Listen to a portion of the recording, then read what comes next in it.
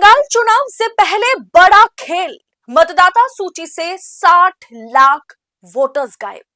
मुस्लिम vote bank पर संकट। दोस्तों, पश्चिम बंगाल में मुस्लिम वोट बैंक यानी ममता बनर्जी के वोट बैंक में भाजपा और इलेक्शन कमीशन किस तरीके से सेंधमारी करती हुई नजर आई, बताऊंगी आगे आपको, तो आखिर तक वीडियो में बने रहे।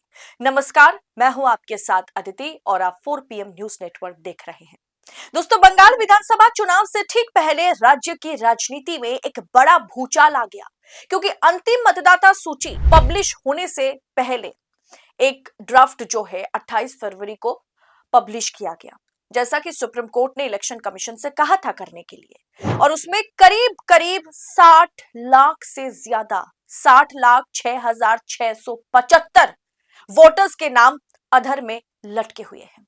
ये राज्य के कुल मतदाताओं का लगभग 8.9% हिस्सा है। आरोप लग रहा है कि चुनाव आयोग यानी इलेक्शन कमीशन ऑफ इंडिया की इस कार्रवाई के पीछे एक बड़ी रणनीति है, जिसका सीधा असर मुख्यमंत्री ममता बनर्जी के मुस्लिम वोट बैंक पर पड़ रहा है।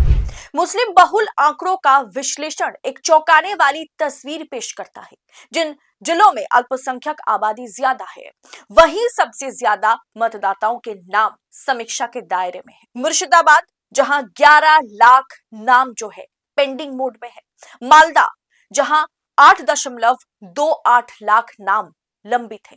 दक्षिण 24 परगना, जिसमें 5,22,000 नाम पेंडिंग में है। उत्तर 24 परगना 5 लाख नाम जो है वो लटके हुए हैं। इनको वोटर लिस्ट में शामिल किया जाएगा, नहीं किया जाएगा, इस बीच ये लटके हुए हैं। इसके उलट दोस्तों, झारग्राम की बात की जाए तो 6,682, कालिंपोंग में 6,790 जैसे जिलों में संख्या बेहद कम है। मतलब जो मुस्लिम बहुल इलाके हैं, वहां धरने से वोटर्स हटाए गए हैं। अभी तक फाइनल ड्राफ्ट तो नहीं आया, लेकिन फाइनल ड्राफ्ट में भी कुछ फायदा होने वाला नहीं है, लगभग इसके आसपास ही रहेगा, आप देख लीजिएगा। टीएमसी का बड़ा दावा है कि निशाने पर मुस्लिम समुदाय है, निशाने पर माइनॉरिटीज हैं, निशाने पर तृणमूल कांग्रेस के कोर वोट बैंक है। दरअसल टीएमसी ने अलीपुरद्वार विधानसभा क्षेत्र के कुछ बूथों का डेटा साझा करते हुए, डेटा आपके स्क्रीन पर है, डेटा साझा करते हुए गंभीर आरोप लगाए। टीएमसी के अनुसार जिन मतदाताओं के नाम होल्ड पर रखे गए, उनमें से 92.1% मुस्लिम समुदाय से हैं। यानी जितने भी नाम हटाए गए, इस लिस्ट में जितने भी नाम हैं जिन्हें होल्ड पर रखा गया है, उसमें 92.1%, लगभग 92% मान के चलिए, 92% वोटर्स सिर्फ और सिर्फ मुसलमान हैं। अकेले 4 बूथों पर 607 नाम रोके गए, जिनमें 559 मुस्लिम हैं, केवल 48 हिंदू हैं।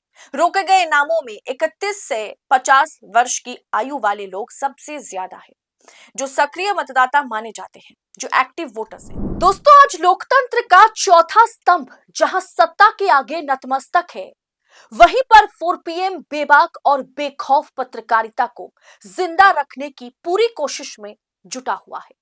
हम पर मुकदमों से लेकर के चैनल बंद करने का भी दबाव बनाया जा रहा है, लेकिन हम हारेंगे नहीं। 4 PM पूछेगा सवाल सत्ता से।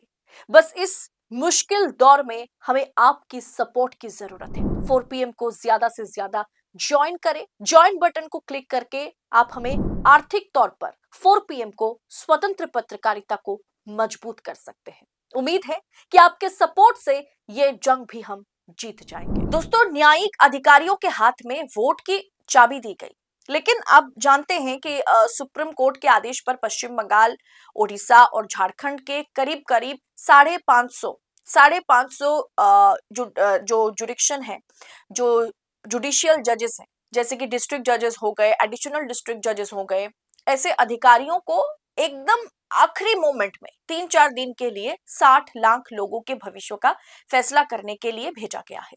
जब तक ये अधिकारी मंजूरी नहीं देते, ये लोग आने वाले चुनाव में वोट नहीं डाल पाएंगे।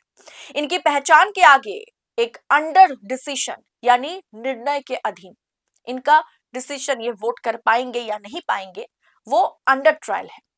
देखिए, यहां लिखा हुआ है कि अंडर डिसीजन। दोस्तों, भाजपा और चुनाव आयोग पर जो सवाल उठ रहे हैं वो कुछ इस तरीके का है कि राजनीतिक विश्लेषक हो, तृणमूल कांग्रेस हो, सबका मानना यही है कि यदि इतनी बड़ी संख्या में मुस्लिम मतदाताओं के नाम काट दिए जाते हैं, जो प्री फाइनल, अब कहते हैं कि सेमीफाइनल या जो प्री वोटर लिस्ट है उसमें जिस तरीके से दिखाया गया, अगर वो फाइनल लिस्ट में भी जारी रहता है तो सीधे तौर पर ममता बनर्जी की चुनावी संभावनाओं पर चोट पहुंचेगा। और इलेक्शन कमीशन और भारतीय जनता पार्टी इसी की कोशिश में तो लगी हुई है ना।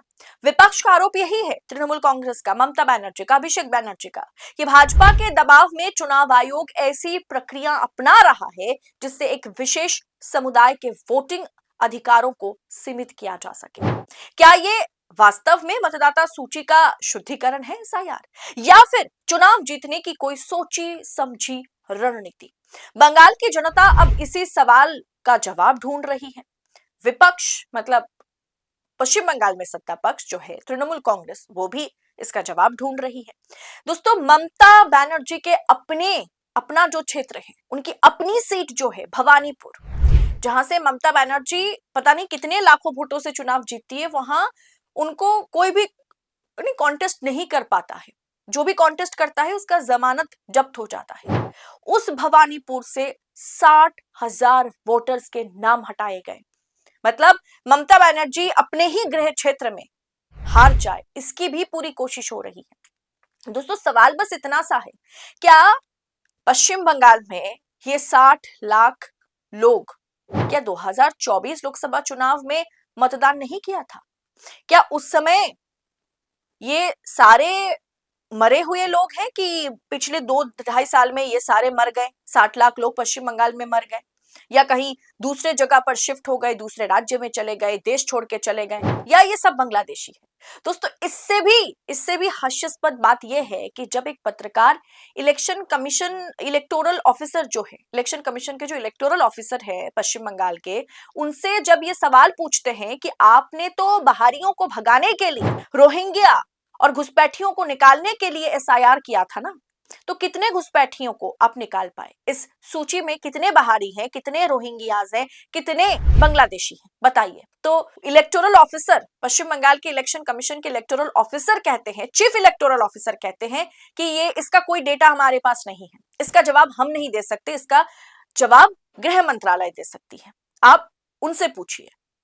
मतलब फिर ये लोग कैसे हटे? ये बाहरी नहीं है, ये देश के अंदर है, पश्चिम बंगाल के अंदर रहने वाले हैं। क्या ये 2 साल में मर गए? ये फेक वोटर्स हैं? ऐसे लोग 60 लाख पश्चिम बंगाल में पैदा हो गए जो 2-2 वोटर कार्ड रखते होंगे, कहीं और शिफ्ट हो गए होंगे। मतलब क्या है, वजह क्या है? चुनाव आयोग बताने को राजी नहीं है। चुनाव आयोग के पास कितने बाहरी आए, इस लिस्ट में कितने बाहरी हैं, रोहिंग्याज है, बांग्लादेशी मुस्लिम है, कुछ भी इलेक्शन कमीशन बता नहीं पा रही है। ये दिखाता है कि ममता बनर्जी का जो कोर वोट बैंक है, बस उसमें खेल करने की कोशिश हो रही है ताकि भाजपा बंगाल फतेह कर सके। आपको क्या लगता है? आप अपनी राय कमेंट बॉक्स में बताइए जरूर, और ऐसी तमाम खबरों को यूं ही पड़ताल के साथ पाने के लिए, एनालिसिस के साथ पाने के लिए 4 PM न्यूज नेटवर्क के साथ बने रहें। इस रिपोर्ट में इतना ही, जल्द होगी आपसे मुलाकात। बहुत बहुत शुक्रिया आपका। जय हिंद, जय भारत।